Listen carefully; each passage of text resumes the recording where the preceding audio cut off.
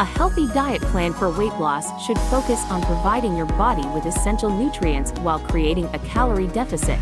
Balanced meals.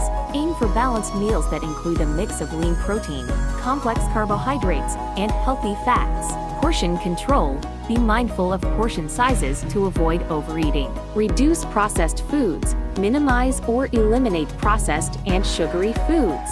Eat plenty of fruits and vegetables. These foods are rich in vitamins, minerals, fiber, and antioxidants, and they're low in calories. Hydration. Drink plenty of water throughout the day. Sometimes thirst can be confused with hunger. Regular meals and snacks. Eating at regular intervals helps control hunger and prevent overeating. Limit added sugars. Avoid sugary drinks, candies, and high-sugar desserts.